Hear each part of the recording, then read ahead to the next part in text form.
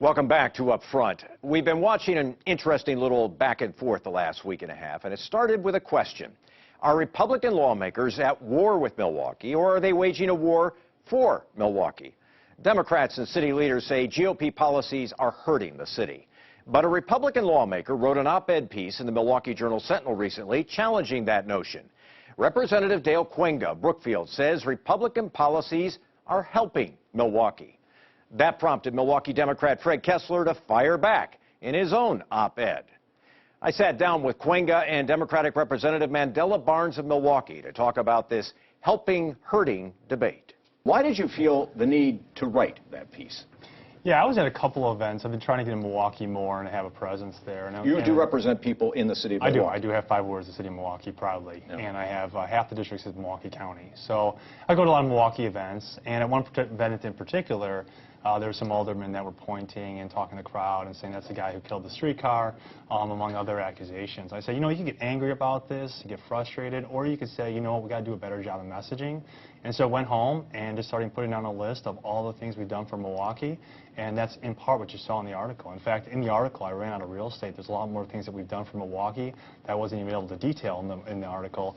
So we just need to do a better job of communicating, because between freezing tuition, lower property taxes, expanding Medicaid for everyone in poverty, I mean, there's a laundry list of things that we've done that the voters in Mandela Barnes district are better off than they were before. Well, Representative Barnes, you read the op-ed piece. What was your reaction Absolutely read to the it? article. And the first thing I said is there some mixed messaging going on? Because I remember the governor 2 years ago running against Milwaukee in the recall election, so it was a little bit strange. So it struck me reading the headline of the article, and you realize going through it, the number of attacks, even this session, and even in the legislature, one session before me, you know full well, even in the 11-12 session when you guys took over control, the attacks on Milwaukee where they came to the attempt to take away residency, which didn't happen until this session, which was a major blow to the city of Milwaukee, taking away a strong tax base that we have in the city of Milwaukee with our city employees. Was a devastating blow. We saw attacks on voting rights. And we talk about voting rights. In the city of Milwaukee in 2012, a ballot was processed in the November election on average every 9 seconds. When we take away weekend and early voting, we limit early voting hours, we're going to see our poll workers in the city of Milwaukee become overworked, overwhelmed. And what's the solution to that? That's one big problem that I say that, I mean, that's just where it starts. I mean, like residency, that's like an issue where I would say we're fighting for Milwaukee. I mean, if you have an organization, you want to make sure that you have the largest net possible in order to get the best people in that organization. And an organization that needs really top-tier professionals because they have challenges on their hands is the Milwaukee Public Schools. So why would we not look the world over for the best teachers for Milwaukee Public Schools, as opposed to limiting ourselves to just the city of Milwaukee? And so, you know, that's when we're pursuing policies like that. It's not in spite of Milwaukee. In fact, since we've done that, I've talked to the police and the fire and the teachers, and actually, there's not that many people that are leaving Milwaukee, because a lot of people like to live in Milwaukee. So they're not leaving like you expected them to. They're actually staying here because it's a great community. I'll give you a chance to respond, and we'll continue. Okay, all right. And I think it goes beyond that, because I think that the commitment that you have to the city that you are going to teach in, the commitment that you're going to have as a public servant to the city of Milwaukee, I think that police officers should be able to follow the same laws that they enforce. And I think that if our teachers are going to be in our schools in the city of Milwaukee, it helps. It is that much greater when you have that anchor, when you yourself are so committed to the city that you teach and that you will live there. I know you said you love Milwaukee so much, you moved to Brookfield.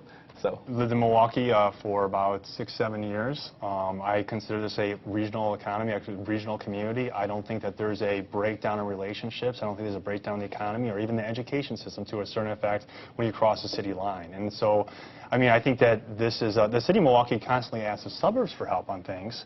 And so we want to get involved. I don't think you want me to not be involved in Milwaukee issues. And so, you know, we really do have a heart for Milwaukee, and our policies reflect that. Let me turn this around for both of you, and Representative Barnes, some of the things he cited in there, for example, work that was done on the mental health issue in Milwaukee, work that's been going on right now on the Hone Bridge, on the Zoo Interchange, the Transformation Milwaukee project. Are there not some good things that have been passed by the Republican-controlled legislature? Well, it depends on how deep you want to dive into the issue. If you look at the Zoo Interchange, that's an issue that helps you get out of Milwaukee a little bit faster, doesn't it? Or into Milwaukee. Well, into Milwaukee, it depends. The traffic goes a little bit slower when you head out west. But then you also, when you look at I'm sorry, when you Transform Milwaukee is a very important project to bring up because what's mentioned in the Transform Milwaukee project is the 30th Street corridor. Right. And now we're seeing Talgo, who's leaving Milwaukee. That was an opportunity. Now, I worked at the Milwaukee Workforce Investment Board in 2010, and I saw when those jobs opened up, when people came in to apply for those jobs at Talgo, the hope, for revitalization in the city of Milwaukee.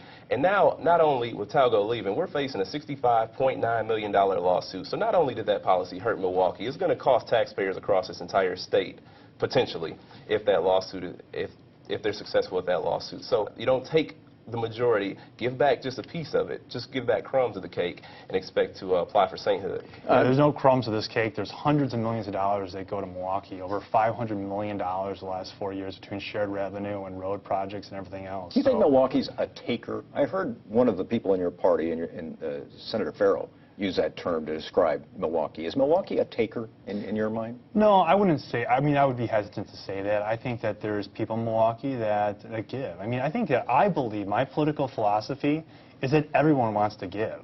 That everyone really, actually, deep down, we want to work, we want to contribute. And so our policies reflect that. I think if you come on hard times, like, we think that should be a safety net. That's why we are the first time that ever in Wisconsin we expanded Medicaid to 100% of the population at poverty and below. The best thing we do for the foreclosure crisis in Milwaukee is to lower property taxes. We did that. Well, I think Wisconsin is stronger because of Milwaukee.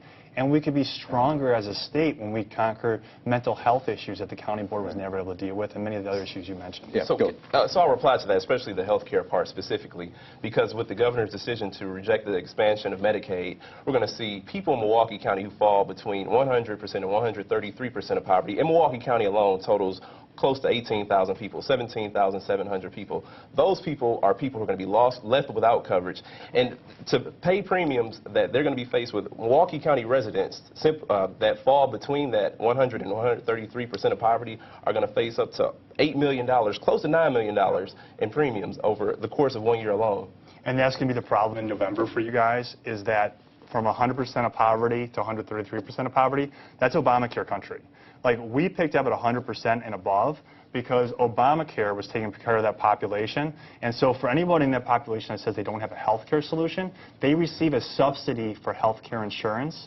And that's why we covered people in poverty that were not covered by Obamacare, a large part of that population. Actually, fewer people are going to be covered with the decision to reject those funds at a higher cost, again, to the entire state of Wisconsin. You've heard the arguments. Now, what do you think? Are Republicans in the state legislature hurting or helping Milwaukee?